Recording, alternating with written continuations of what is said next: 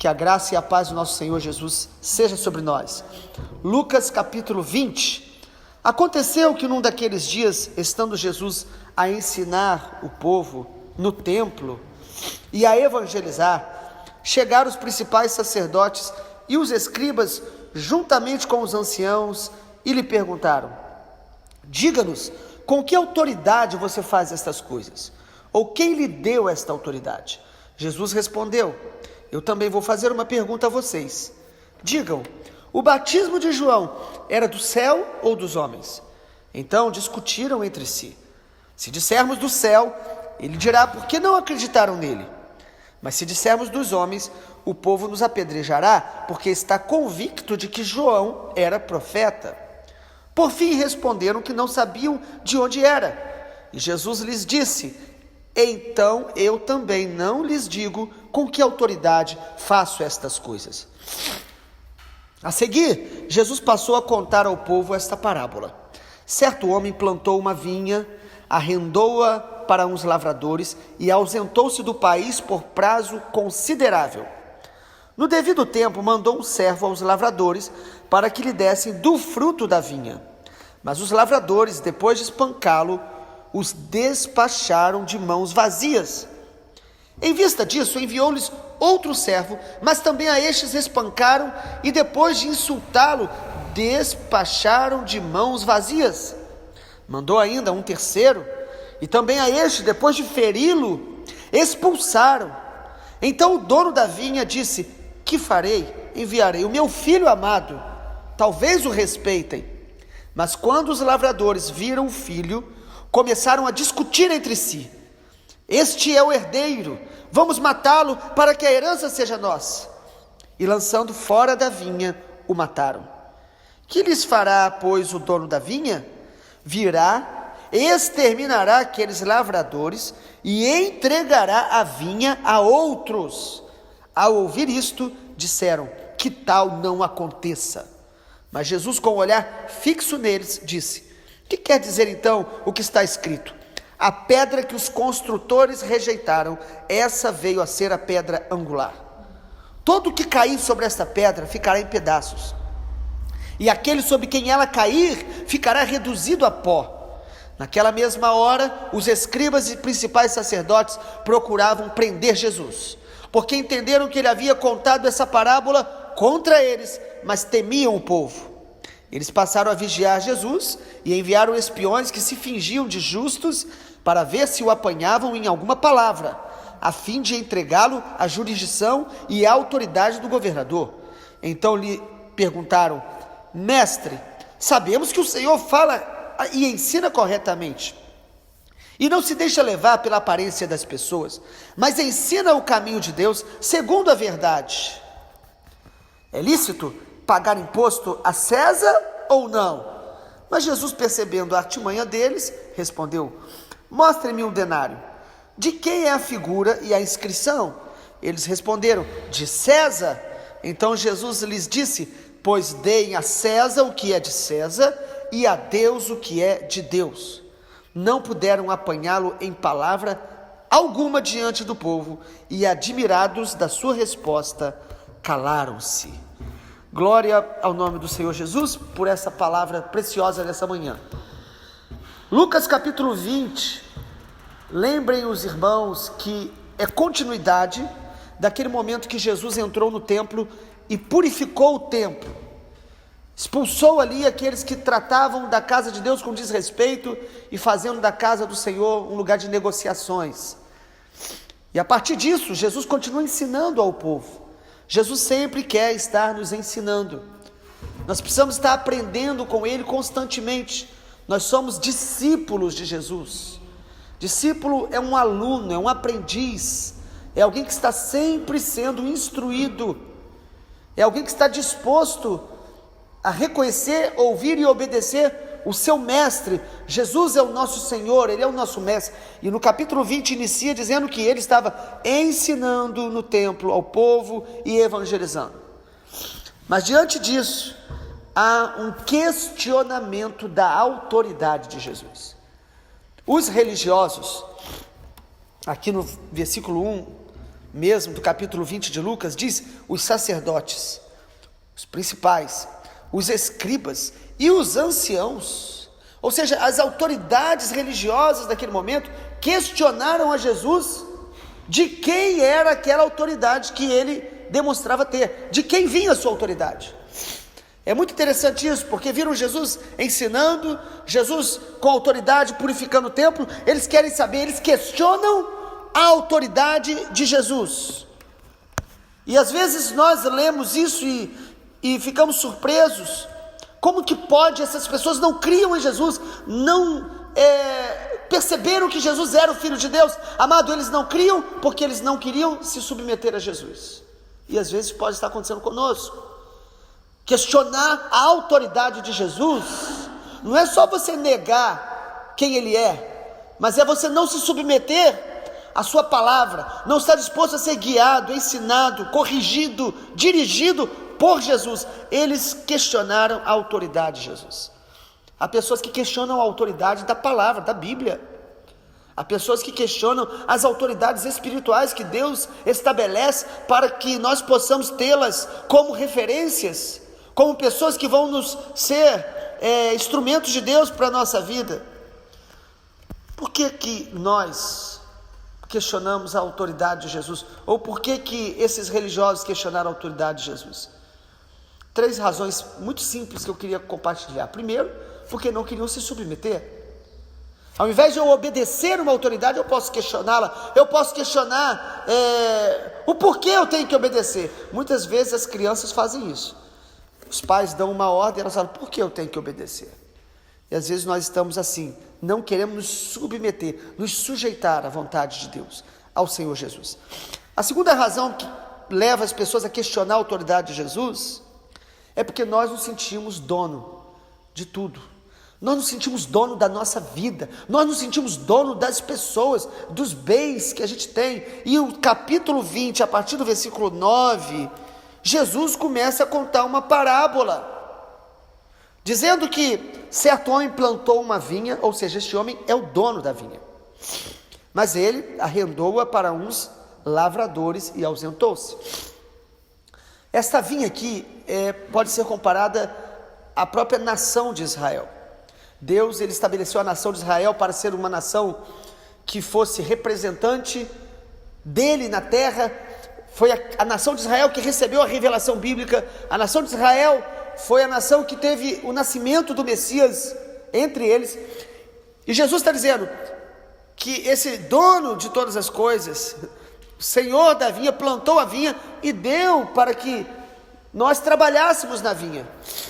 Mas esses trabalhadores foram visitados por um servo, no tempo considerável. Versículo 10, no devido tempo, mandou um servo aos lavradores, para que dessem do fruto da vinha. Tudo que Deus nos dá, Ele nos dá para que a gente cultive e devolva o fruto para Ele. Tudo que Deus nos dá é dEle, nós administramos para a glória dEle. A nossa vida, o nosso corpo, as nossas amizades, o ministério, dons, tudo é de Deus. Nós somos dele, mas às vezes começamos a nos sentir dono. Por isso, a gente questiona às vezes: por que eu tenho que fazer da maneira de Deus? Nós queremos estar no controle. E Jesus fala essa parábola para os religiosos, que não criam na autoridade dele, que perguntaram para ele: a sua autoridade, quem te deu? E Jesus, para poder fazê-los refletir, pergunta: e João Batista, o batismo deles, o batismo de João Batista era do céu ou da terra? E eles não querem responder, porque eles não creram em João Batista, mas o povo creu, e eles queriam ficar bem com todo mundo, e eles não podiam falar que era do céu, porque eles não creram em João, e se falasse que é da terra, o povo ficaria irado contra eles. Às vezes nós estamos assim, amados, nós não queremos submeter ao Senhor, reconhecer que Ele é o Senhor, porque nós queremos ser dono da nossa vida. Tem muitas pessoas que dizem: eu sou dono do meu nariz, eu faço o que eu quero, eu conquistei, eu tenho, isso é meu. Nada é nosso, tudo é de Deus. E o texto, na parábola dos lavradores maus, que está em Mateus e Marcos também, Lucas demonstra isso, que a seu tempo Deus envia envia servos para colher do fruto. Tudo que Ele tem colocado na minha mão e na sua, precisamos cuidar bem e devolver para Ele. Tudo que Deus nos dá, nós precisamos devolver para Ele, em glória, em honra, entregar para Ele. Como os 24 anciãos lá em Apocalipse, a Bíblia diz que eles colocam as coroas que estão sobre as suas cabeças, aos pés do Senhor. E a pergunta é, quem colocou essa coroa sobre eles? O próprio Senhor. Mas eles devolvem ao Senhor. Nós precisamos aprender a reconhecer que tudo vem de Deus, e às vezes nós estamos lamentando porque estamos perdendo algumas coisas, mas na verdade nós não estamos perdendo, nós estamos devolvendo ao Senhor.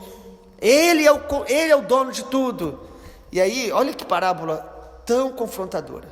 Jesus diz no versículo de número 12, que depois de mandar ainda um terceiro servo para ver o fruto da vinha, e esse terceiro servo foi também expulso, versículo 13 de Lucas 20 diz: então o dono da vinha disse: que farei? Eu vou enviar meu filho amado, talvez o respeitem. Cada profeta que foi enviado por Deus na antiga aliança foram servos de Deus para colher os frutos da vinha. E Jesus está falando isso aqui para o povo de Israel, naquele tempo do Novo Testamento, que eram estes trabalhadores da vinha. Deus responsabilizou eles, mas eles estavam endurecidos contra Deus. E aí, o Senhor Jesus está dizendo que o dono da vinha enviou o filho, talvez respeitem.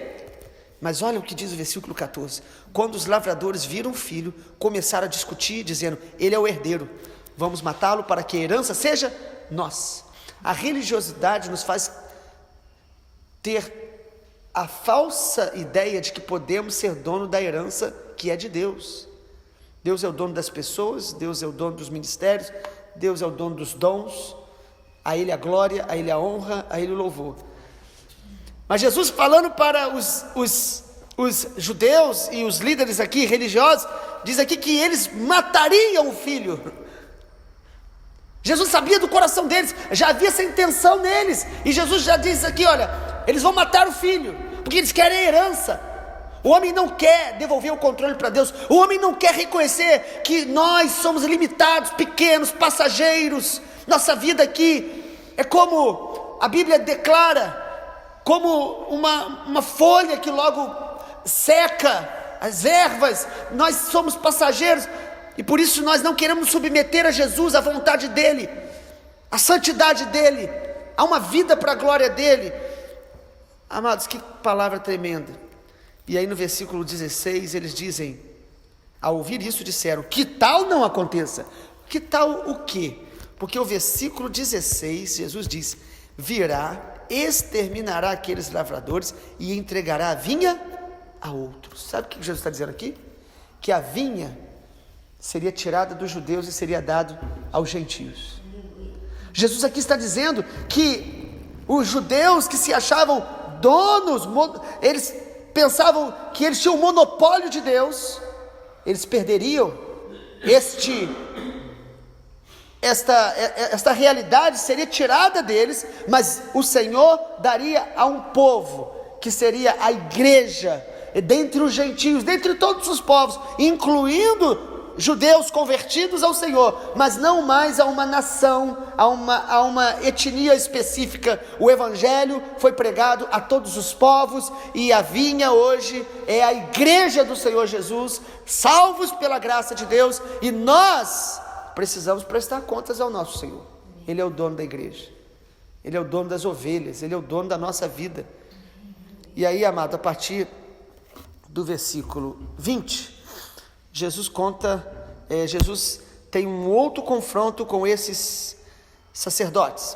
Antes de falar do versículo 20, no capítulo de Lucas que nós estamos lendo, no versículo de número 17, Jesus olha fixamente para eles. Quando eles dizem que isso não aconteça, que não seja tirado o controle que nós temos sobre a vinha, sobre a religiosidade, Jesus olha para eles e diz: o que quer dizer o que está escrito? A pedra que os construtores rejeitaram, essa veio a ser a pedra angular. Jesus aqui está citando o Salmo 118, versículo 22.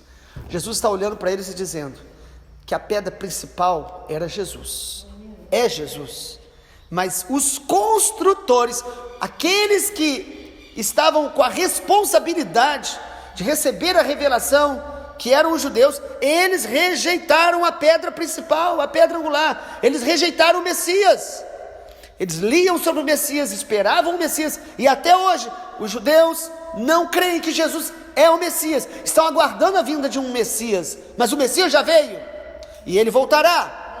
E Jesus diz no versículo 18: todo que cair sobre essa pedra ficará em pedaços, e aquele sobre quem ela cair ficará reduzido a pó. E a partir do versículo 19 diz que eles queriam prender Jesus, porque entenderam que havia contado essa parábola contra eles. É interessante quando a gente lê a palavra, ou ouve a mensagem, e percebe que aquela mensagem é para nós. A nossa reação deveria ser qual? De arrependimento, de humildade, de submeter. Mas às vezes a nossa reação é igualzinha desses religiosos. Ficamos irados, porque nós queremos ouvir a palavra de Deus de forma que nos agrade, e de forma que a gente possa interpretá-la, para que nós sejamos, de alguma maneira, abençoados e não confrontados. Às vezes a maior bênção que nós precisamos é um confronto de Deus aos nossos equívocos, a enganos do nosso coração. E aí, amados, sim, a partir do versículo 20, quero ainda meditar um pouco. Eles passaram a vigiar Jesus. Sabe quando a gente começa a ouvir a palavra de Deus, mas questionando, procurando alguma coisa para discordar? E aí eles queriam apanhar Jesus em alguma palavra para entregá-lo às autoridades do governo de César, do governo do Império Romano. E aí eles chegam para Jesus com uma conversa fingida e dizem: mestre, nós sabemos que o Senhor fala e ensina corretamente. Então responde para a gente: é lícito pagar imposto a César ou não? Ninguém gosta de pagar imposto. E eles tinham a questão de que Roma era extremamente dominadora, esse império dominava de maneira muito dura, impostos altos, e eles colocaram Jesus numa situação para tentar fazer Jesus falar algo contra o governo e para que ele fosse punido. Porque se Jesus demonstrasse alguma deslealdade para com Roma, eles poderiam acusá-lo de rebelião. Mas Jesus responde de maneira tremenda e sábia. Jesus diz: tragam uma moeda. E eles trazem aí, no versículo de número 23, Jesus diz, no versículo 24, mostrem-me um denário. E Jesus fala: de quem é essa inscrição? De quem é essa figura? E eles dizem: de César. E Jesus diz: deem a César o que é de César, e a Deus o que é de Deus. Amado, Jesus aqui nos ensina que nós somos ao mesmo tempo cidadãos dos céus e da terra, que nós temos obrigações com o governo humano. A Bíblia diz que Deus institui governos, mesmo aqueles que nós não concordamos, mesmo aqueles que nós rejeitamos. Nós precisamos entender que Deus permite e que eles têm uma função importante. Deus estabeleceu assim a maneira de nós convivermos em sociedade. O governo é colocado por Deus com responsabilidades de cuidar dos mais fracos, de proteger os cidadãos, e eles também têm a responsabilidade de recolher impostos para administrar. Por isso, nós precisamos ser leais ao governo, mas ao mesmo tempo, nós precisamos ser totalmente leais a Deus. Nós precisamos dar a nossa fidelidade suprema a Deus. O que Jesus responde aqui é que o Estado deve ser respeitado nas suas funções, mas sobretudo nós devemos honrar e adorar e dar a Deus o que é dele. Nós devemos sempre buscar andar debaixo das leis da nossa nação, da sociedade, mas sobretudo nós não devemos nunca desobedecer a lei maior que é de Deus.